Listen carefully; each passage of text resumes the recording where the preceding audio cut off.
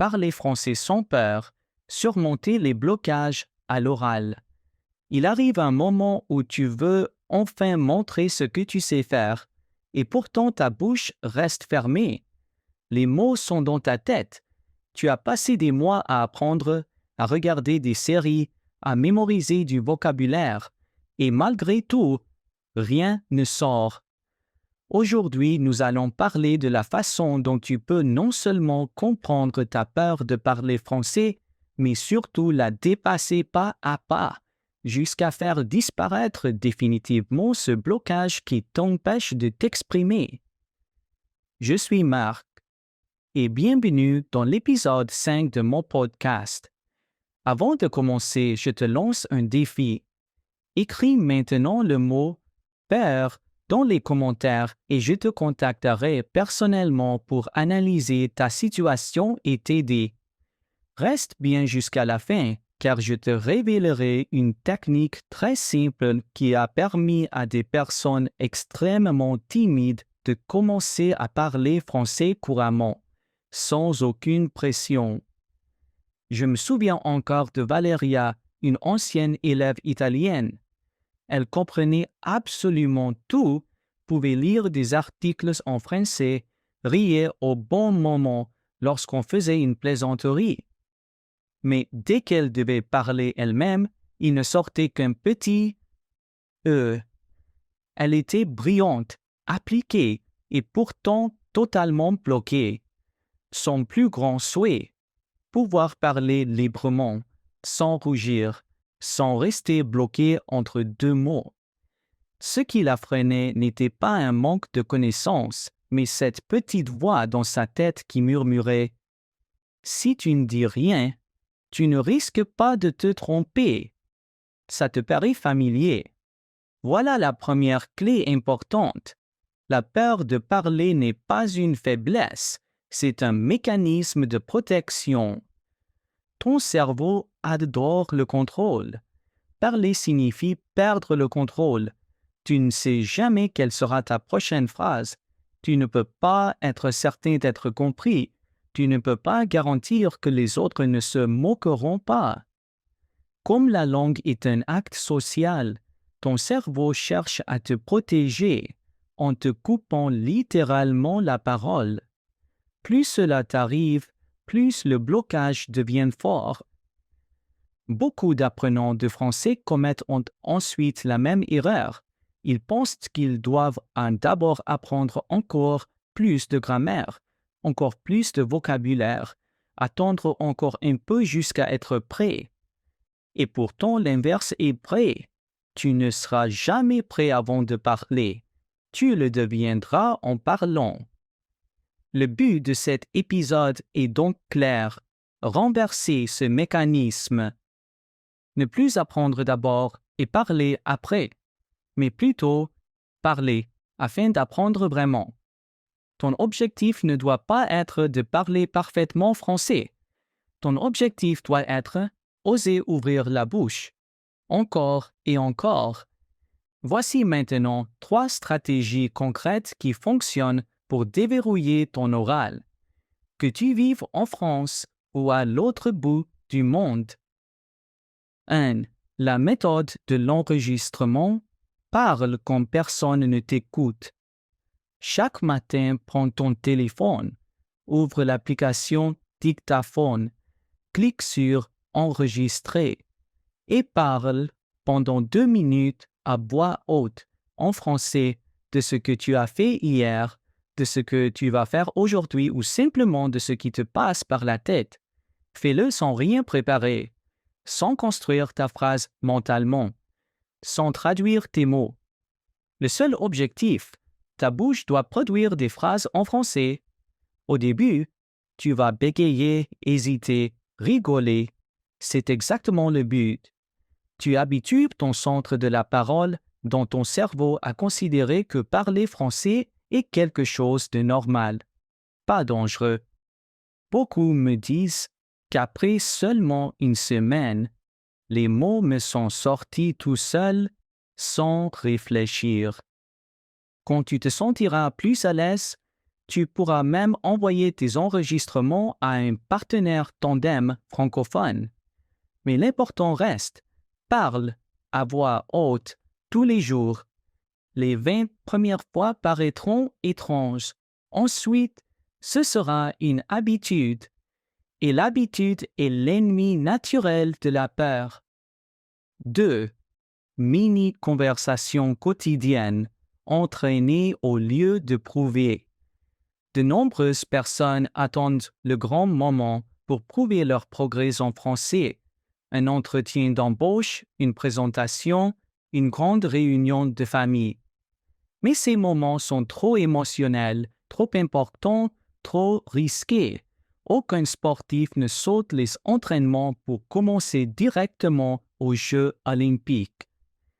La deuxième stratégie est donc transforme ton entraînement en quelque chose de petit, court, mais quotidien. À la boulangerie.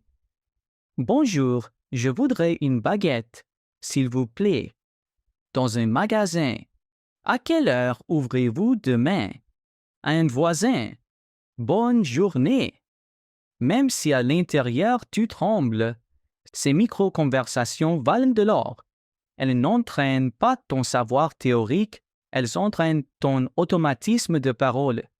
Et cet automatisme ne naît que par la répétition sous une petite pression réelle. La règle ne dit qu'une seule phrase, pas 5, et pose une question afin que l'autre soit obligé de répondre. Même si tu ne comprends pas tout ce qu'il dit, ce n'est pas grave.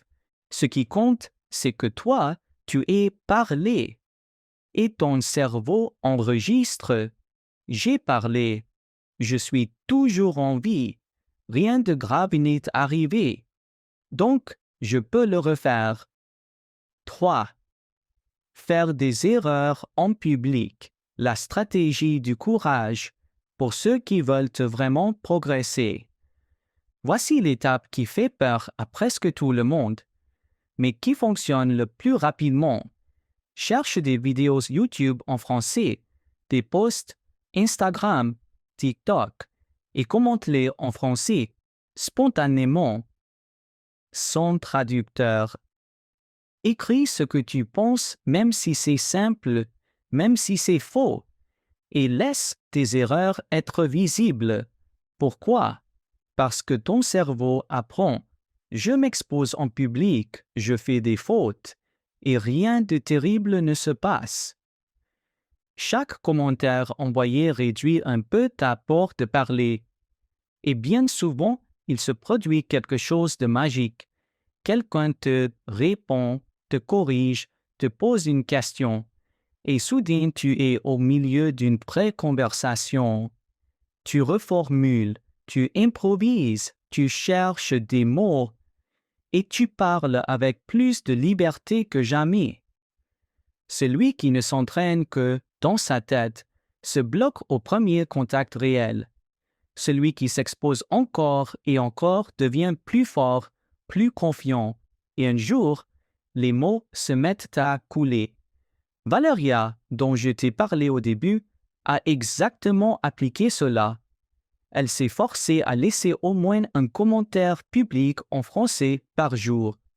Au début, presque personne ne lui répondait, mais la résistance intérieure qu'elle ressentait était énorme.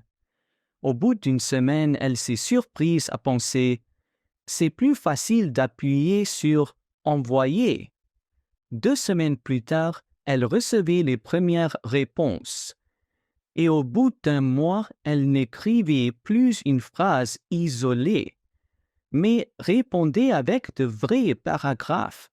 Qu'est-ce qui avait changé? Pas son vocabulaire, mais son muscle du courage.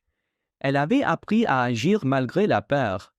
Son cerveau avait intégré « les fautes ne sont pas dangereuses, elles font partie du chemin ». Voilà où réside le vrai déclic. La fluidité ne naît pas du savoir, mais du comportement. Reprogrammer sa voix intérieure, avancer avec la peur et non contre elle. Beaucoup tentent de combattre leur peur de parler, mais plus on lutte contre elles, plus elles se renforcent. La stratégie la plus efficace est différente. Accepte que la peur soit là et parle quand même. Ne te dis pas « je ne dois pas avoir peur », c'est « dis-toi plutôt « j'ai peur de parler, mais je parle quand même ». En acceptant ta peur, tu enlèves la pression à ton cerveau. Tu ouvres un espace pour une nouvelle habitude. Parler même si ta voix tremble. Et pour t'y entraîner, voici la technique que j'utilise depuis des années avec mes élèves, celle qui a aussi libéré Valeria. La technique des 3 secondes, une petite décision qui change tout. Chaque fois que tu te trouves dans une situation où tu pourrais dire quelque chose en français, compte dans ta tête. 3, 2, 1, parle. Ne réfléchis pas à la perfection de ta phrase, ne traduis pas mentalement, ne te demande pas ce que les autres vont penser. Ouvre simplement la bouche et dis quelque chose. Ça fonctionne dans les magasins, au café, dans un appel vidéo, dans la rue, sur les réseaux sociaux. Et tu envoies à ton cerveau ce message fondamental. Je suis quelqu'un qui parle, pas quelqu'un qui hésite. Au début, tu voudras reculer au moment de dire « un ». Fais-le quand même. Après 20 tentatives, ton corps s'y habitue. Après 50, tu te diras « Pourquoi ai-je attendu si longtemps avant ?» Et après 100 fois, la peur sera peut-être encore là, mais devenue bien trop petite pour t'arrêter. Parler, agir, pas penser. Si tu veux vraiment parler français couramment, ton objectif ne doit plus être « ne jamais faire de faute ». Ton nouvel objectif doit être « je veux parler chaque jour, même si je me trompe ». Car seul celui qui parle devient fluide. Seul celui qui devient fluide gagne confiance en lui. Et seul celui qui a confiance peut un jour parler avec une vraie liberté. La peur ne disparaît pas dans ta tête, mais dans ta bouche. Parle à voix haute quand personne ne t'écoute. Dis une phrase à des inconnus lorsqu'une occasion se présente. Parle en public même si c'est inconfortable. Chaque fois que tu prononces une phrase en ayant peur, tu avances sur le seul chemin qui fonctionne vraiment. Avant de partir, ton défi du jour, ne laisse pas cet épisode rester au stade inspirant. Agis. Écris maintenant le mot « peur » dans les commentaires. Ainsi, je saurai que tu es prêt à travailler vraiment sur ton blocage et je viendrai personnellement t'aider. Si cet épisode t'a aidé, abonne-toi dès maintenant au podcast pour ne rater aucune des prochaines sorties. Reste avec moi et maintenant, 3, 2, 1, parle.